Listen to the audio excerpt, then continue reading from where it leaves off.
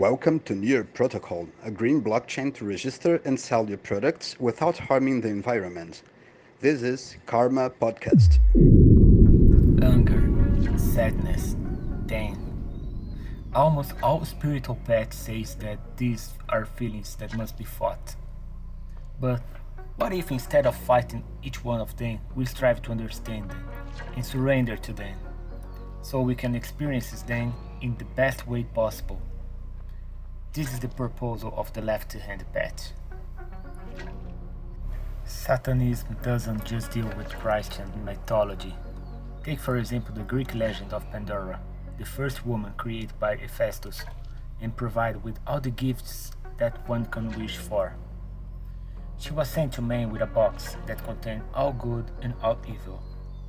Prometheus, the first man, opened the box and everything spread across the world. Only hope remained on the bottom. As Satanism does not work with hope, but with certainty, let's study the negative emotions. The big lesson here is that the so-called negative emotions must not be fought. We must know how to use them and surrender to them wisely. Repressing negative emotions is a major cause of psychosomatic illness, which often explode in the worst way possible. What do you do with them? For example, fear. Fear normally serves as an alert that something wrong is about to happen.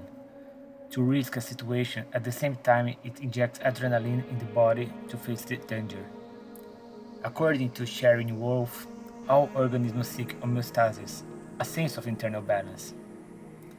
That's why you jump when you hear some unfamiliar noise. This is the reason for fear. The other hypothesis occurs when you feel fear for no apparent reason. Most likely, you are picking up on something else's fear. So, if you look around, you are almost certain to see who's really afraid. These examples can be applied to any types of emotional charges, as they are not limited to the space of the physical body. And free from the irrationality of fear, you are increasingly realize that it's not your enemy, but your ally, a personal warning sign. A long time ago, going to my father's house on Ilha do Governador in Rio de Janeiro, I took a bus at night, under a storm strong. The driver was running a lot, and I confess that I was terrified because I must have been on 100,000 miles in the middle of the Avenida Brazil. If I could, I would certainly have jumped because such speed under the rain was nothing more than an immense stupidity, and I never had any inclination to become a candidate for that. In a situation where there is no way out, I decide to discard the fear. Obviously, I've tried to divert the attention, but that never works unless the fear is the beginning of very smart. The driver somehow managed to capture the emotional pit I was in and ran more and more. I was terrified. I was extremely irritated and helpless in this situation, but then I have an idea.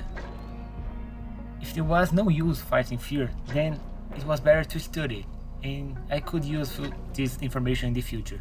So, instead of running away, I confronted the fear personally. It was terrible, because it seems to be giving him the chance to take care of me, and I grew substantially to the point of reaching the unbearable hell. Still, I accepted, paying attention on it in every way, until in one point it just disappeared. I thought then, to my heart contents, now that bastard driver can run all he wants, I don't care anymore. The funny thing is that when the bus driver simply reduced the speed and the rest of the trip was pretty normal. The fact taught me a very important lesson. The shadow is only your enemy if you reject it, but if you accept her, she becomes your ally. For example, if you are sad, know that sadness is a tremendous inspirational energy. Use it to write poetry or to paint pictures. Release all the agony of ecstasy that lies within you. Don't hold it. If you are angry for no reason, use it to clean up your house, or to do that chore you were always relegated to the background, or use it to win a competition. Use it, your anger to be more productive.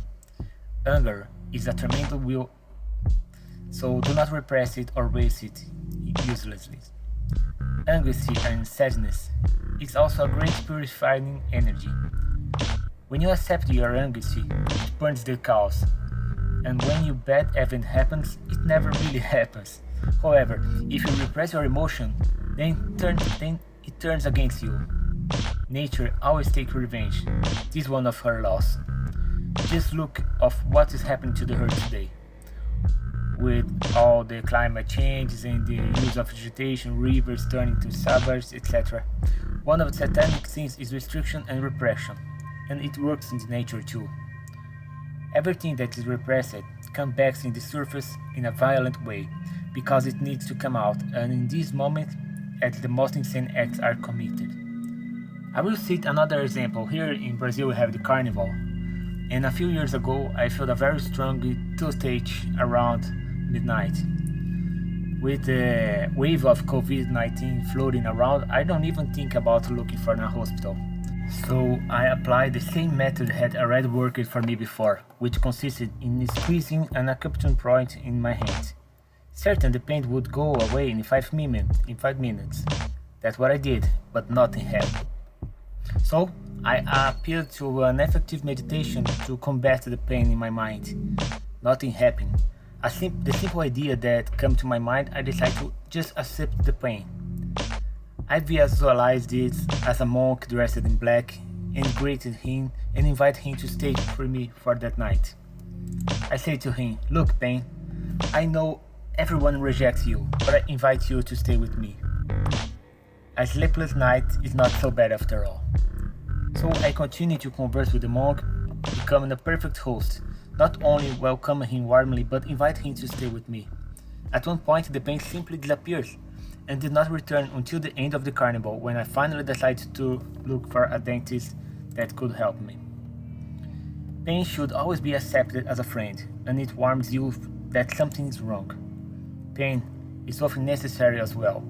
When, for example, you feel itch or pins in the needles in your chest because of the gases. Personally, I never fight it. Scratch my body or squeeze in my chest, and frankly, in a short time it disappears. I just accept it. For example, is the menstruation. Quoting the Bible in Leviticus, when a woman has menstrual flow and her body flow is blood, she will be 7 days in uncleanness, and her menstruation or whatever touches her will be unclean until the evening. The biblical firecracker continues citing numerous types of impurity related to woman's blood. In each of these cases, they conclude that after 2 millennia of this type of preparation, the woman feels headaches, cramps, irritation, and other anomalies as a consequence of something that's nothing more than a natural expression of her body. So, to all women, I counsel to view menstrual spirit flow as a beneficial and fully accepted. The unhappy consequences should passing really pretty soon. The same happens in relation the puerperium, since in the same text said that if a woman conceives and has a boy, she will be unclean for 7 days, worsening for 2 weeks if she was a girl. So, you see, because the pregnancy is more complex, there is always many cases of women affected by insanity immediately of the deliverance. If there are any psychological explanation for such a disease, one cannot forget that such religion tests contribute a lot in the context. Both the period and the childbirth are just natural functions. As soon as the religion notion is instilled, the result is that you see in this paragraph. It's not easy to control emotion, I know, mainly because emotions are not to be controlled, but channeled. Anyone who practices martial arts knows that the biggest reason for their existence is not simply to defend against a possible enemy, but to give expression to the aggression that is inside of us. The problem is not being aggressive, but the way in which aggression is used. When it comes time for a real fight, you can often win without a fight. Those who are shy can, for example, take a drama course where you can give the expression of your emotions and then become more self-assured and self-awareness, putting out the negative emotion to an expression. Often, a negative emotion is just a way of your own nature to communicate with you, revealing something that needs to be worked or needs to be transformed. Just a little more words about shyness. I have a friend of mine. She told me that she always feels shy, and she comes into until she comes to a new environment, like school or a new workplace or a new friends. And I asked her about old groups like clubs and previous right school and others. She have the same difficulty in the relationships. She answered me with a negative, and she did not feel shy with these people, just with new people.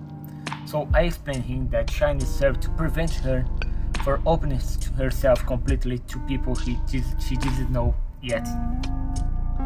But to follow, but the best counsel is to follow her real nature because this style of being personal is a personal signature, an intimate essence, which combines external and internal aspects of yourself. If you are shy, just be shy. It's your nature and it's protecting you.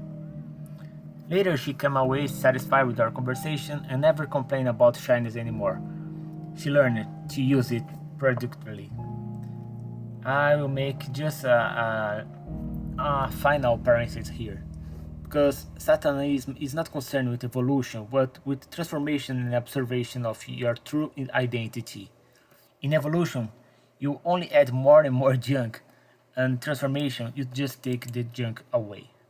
This was Karma Podcast, sponsored by Spiritual DAO on Near Blockchain. Stay tuned for the next episodes.